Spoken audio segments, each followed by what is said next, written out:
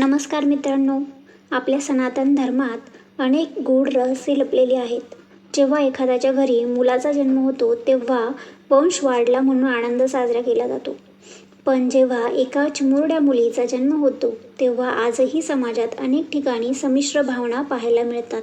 लोक म्हणतात मुलगी झाली परक्याचं धन आहे. पण मित्रांनो, तुम्ही कधी विचार केला आहे का की ती चिमुरडी मुलगी नेमकी तुमच्याच घरी का आली? हा जगातील सर्वात मोठा नियम आहे की या सृष्टीत कोणतीही गोष्ट योगायोगाने घडत नाही.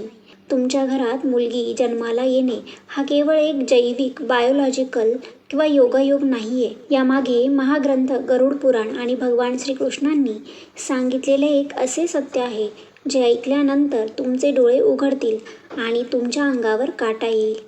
आजच्या या विशेष व्हिडिओमध्ये आपण गरुड पुराणाच्या पानांमध्ये लपलेले ते रहस्य शोधणार आहोत. आपण पाहणार आहोत की आत्मा स्त्री शरीर का धारण करते, पूर्वजन्मात माता पित्याने असे कोणते कर्म केलेले असते ज्यामुळे देव त्यांच्या घरी कन्यारत्न पाठवतो, आणि सर्वात महत्त्वाचे म्हणजे मुलीच्या जन्माचा थेट संबंध तुमच्या घराच्या भाग्याशी कसा जोडलेला असतो. जर तुमच्या घरी मुलगी असेल किंवा तुम्ही स्वतः एक स्त्री असाल तर हा व्हिडिओ तुमच्या आयुष्यातील सर्वात महत्त्वाचा व्हिडिओ ठरणार आहे. चला मग या प्रवासाची सुरुवात करूया. हे रहस्य समजून घेण्यापूर्वी आपल्याला गरुड पुराण काय आहे हे समजून घ्यावे लागेल. 18 महापुराणांपैकी गरुड पुराण हे अत्यंत महत्त्वाचे पुराण मानले जाते. यामध्ये भगवान विष्णू आणि त्यांचे वाहन गरुडदेव यांच्यातील संवाद आहे. गरुडदेवांनी विचारलेल्या मानवी जीवनाच्या, मृत्यूच्या आणि कर्माच्या गूढ प्रश्नांची उत्तरे स्वतः श्रीहरी विष्णूंनी दिली आहेत. सामान्यतः लोकांना असे वाटते की गरुड पुराण फक्त मृत्यूशी संबंधित आहे, पण हा फार मोठा गैरसमज आहे. गरुड पुराणात मानवी जन्माचे रहस्य, गर्भाची निर्मिती आणि आत्म्याचा प्रवास यावर अत्यंत सविस्तर प्रकाश टाकला गेला आहे. गरुड पुराणाच्या धर्मकांड अंतर्गत असे सांगितले आहे की जेव्हा एखादा आत्मा मृत्यू पावतो तेव्हा त्याचे कर्म एका तराजूत तोलले जाते. आत्मा कोणत्या योनीत जाणार, तो पुरुष बनणार की स्त्री बनणार, हे त्याचे मागील जन्मातील विचार आणि कर्म ठरवतात. कर्म हा सृष्टीचा असा एक नियम आहे ज्यातून देवही सुटू शकत नाही. तुम्ही कोणाच्या पोटी जन्म घेणार, तुमचे आई वडील कोण असणार, हे तुमच्या कर्माच्या गणितानुसार आधीच ठरलेले असते. म्हणूनच जेव्हा एखाद्या घरात मुलीची पावले पडतात तेव्हा त्यामागे केवळ आई वडिलांचे नाही तर त्या आत्म्याचे आणि कुटुंबाचे अनेक जन्मांचे ऋणानुबंध जोडलेले असतात. आता आपण गरुड पुराणातील त्या मुख्य सिद्धांताकडे वळूया जिथे भगवान विष्णूंनी आत्म्याचा लिंग निवडण्याबद्दल सांगितले आहे. गरुड पुराणात स्पष्टपणे लिहिले आहे की आत्मा हा पुरुष किंवा स्त्री नसतो. आत्मा हा केवळ एक ऊर्जेचा स्रोत आहे. मग एका आत्म्याला स्त्रीचे शरीर का मिळते? गरुड पुराणात भगवान विष्णू गरुडाला म्हणतात, हे खगेश्वरा, जो मनुष्य आपल्या संपूर्ण आयुष्यात स्त्रीचा आदर करतो, स्त्रियांना माते समान मानतो आणि ज्याच्या मनात मृत्यूच्या वेळी केवळ स्त्री किंवा तिच्याशी संबंधित भावना जसे की प्रेम, करुणा आणि जिव्हाळा असतो, असा पुरुष पुढील जन्मात स्त्रीच्या रूपात जन्म घेतो. याउलट जर एखाद्या व्यक्तीने पूर्वजन्मात स्त्रीवर अत्याचार केले असतील, स्त्री शक्तीचा अपमान केला असेल तर कर्माच्या न्यायानुसार त्या आत्म्याला पुढील जन्मात स्त्री शरीर धारण करावे लागते, जेणेकरून तिला स्त्रीच्या वेदना आणि तिचे महत्त्व समजेल. परंतु जे आत्मे उच्च कोटीचे पुण्य करून येतात, ज्यांच्यामध्ये उपजतच प्रेम, त्याग, समर्पण, सहनशीलता हे गुण जास्त असतात, त्यांना देव स्वतःहून स्त्री म्हणून जन्माला घालतो. कारण सृष्टीची निर्मिती आणि तिचे संगोपन करण्याचे कठीण काम फक्त एक स्त्रीच चांगलं करू शकते. थोडक्यात सांगायचे झाले तर स्त्री योनी हा शिक्षेचा भाग नाही, तर ती आत्म्याच्या आध्यात्मिक प्रगतीची सर्वोच्च पायरी आहे. या संदर्भात महाभारतातील एक अत्यंत सुंदर प्रसंग येतो जो आपल्या डोळ्यात पाणी आणल्याशिवाय राहत नाही. एकदा अर्जुनाने भगवान श्रीकृष्णाला अत्यंत भाबडेपणाने विचारले, हे माधवा, या मृत्यूलोकात म्हणजे पृथ्वीवर अशा कोणत्या पुण्यवान व्यक्ती आहेत ज्यांच्या घरी कन्येचा जन्म होतो? देव कन्येच्या जन्मासाठी नक्की कोणत्या घराची निवड करतो?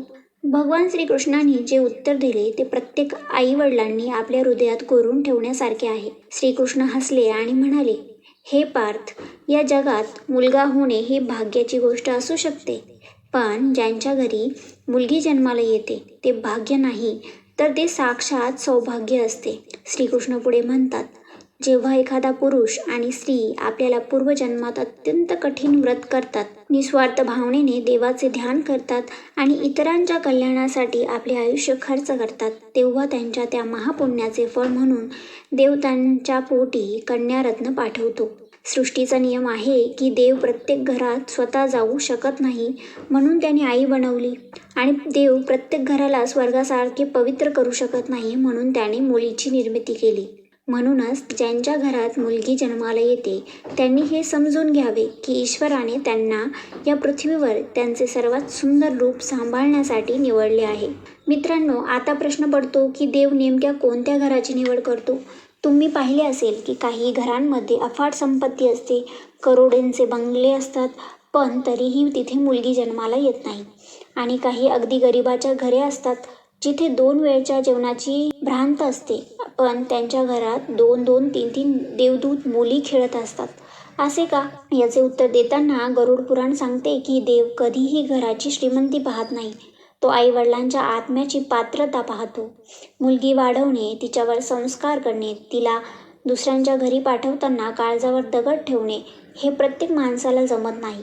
यामागे खूप मोठे काळीज लागते. देव पाहतो की कोणती व्यक्ती आपल्या अहंकाराचा त्याग करून एका मुलीला वडिलांचे छत्र आणि आईची माया देऊ शकते. ज्या घरामध्ये प्रेम जिवंत आहे, ज्या घरातील पुरुष स्त्रियांचा आदर करतो आणि ज्या कुटुंबात सात्विकता असते, त्याच घराची निवड देव आपली लाडकी कन्या पाठवण्यासाठी करतो.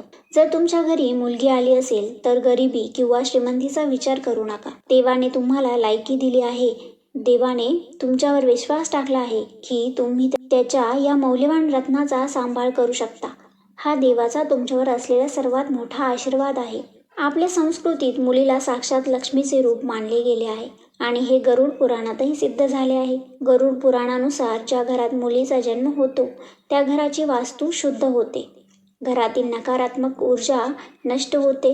आणि तुम्ही अनेकदा अनुभवले असेल की एखाद्या व्यक्तीचे नशीब तोपर्यंत उघडत नाही जोपर्यंत त्याच्या घरी मुलगी जन्माला येत नाही. मुलगी जन्माला आल्या आल्या वडिलांची नोकरी लागते, व्यवसायात प्रगती होते किंवा घरातील गरिबी दूर होऊ लागते. हे का घडते? कारण ती मुलगी स्वतःचे नशीब घेऊन तुमच्या घरी आलेली असते. तिच्या पावलांमध्ये ती समृद्धी घेऊन येते.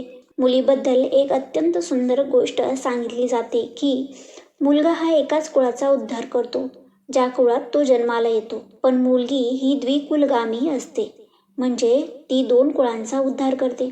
एका बाजूला ती आपल्या माहेरच्या आईवडिलांना पुण्य मिळवून देते आणि दुसऱ्या बाजूला सासरी जाऊन त्या घराला स्वर्गासारखे सुंदर बनवते. म्हणूनच मुलगी दुभती गाय किंवा परक्याचे धन म्हणणे हा तिचा आणि ईश्वराचा फार मोठा अपमान आहे. ती परक्याचे धन नाही, तर ती 2 कुळांचा जोडणारा सुवर्ण सेतू आहे. मित्रांनो, आज आपण गरुड पुराणातील आणि भगवान श्रीकृष्णाच्या वाणीतील ते सत्य पाहिले जे आपल्या विचारसरणीला एक नवी दिशा देते. परंतु आजच्या 21व्या शतकात डोकावून पाहिले तर मन सुन्न होते. आजही काही ठिकाणी मुलगी जन्माला आली की चेहरे पडतात, काही लोक तर गर्भातच तिची हत्या करतात. गरुड पुराणात स्पष्ट चेतावणी दिली आहे की भ्रूण हत्या म्हणजे स्त्री भ्रूण हत्या हा या सृष्टीतला सर्वात मोठा महापाप आहे. जो माणूस किंवा जे कुटुंब हे पाप करते त्यांना नरकातील सर्वात भयानक यातना भोगाव्या लागतात आणि त्यांच्या 7 पिढ्यांना कधीही शांती लाभत नाही. म्हणूनच जर तुमच्या घरात मुलगी असेल तर स्वतःला जगातले सर्वात भाग्यवान समजा. तिचे स्वागत साक्षात लक्ष्मीसारखे करा. तिला शिकवा, तिला सक्षम बनवा आणि तिला इतके प्रेम द्या की तिला कधीही स्वतःच्या अस्तित्वाची खंत वाटणार नाही. कारण लक्षात ठेवा, मुली सर्वांच्या घरी जन्माला येत नाहीत, त्या फक्त भाग्यवानाच्याच घरी जन्माला येतात. तुम्हाला गरुड पुराणातील हे सत्य कसे वाटले? तुमच्या घरी मुलगी आहे का? तिचे नाव काय आहे? हे आम्हाला कमेंट बॉक्समध्ये नक्की सांगा. हा व्हिडिओ प्रत्येक मातापित्यापर्यंत पोहोचवण्यासाठी जास्तीत जास्त शेअर करा. व्हिडिओ आवडला असेल तर लाईक करा आणि अशाच आध्यात्मिक आणि माहितीपूर्ण व्हिडिओसाठी आपल्या चॅनलला नक्की सबस्क्राईब करा. भेटूया पुढच्या एका नवीन आणि रहस्यमय व्हिडिओमध्ये. तोपर्यंत राम कृष्ण हरी.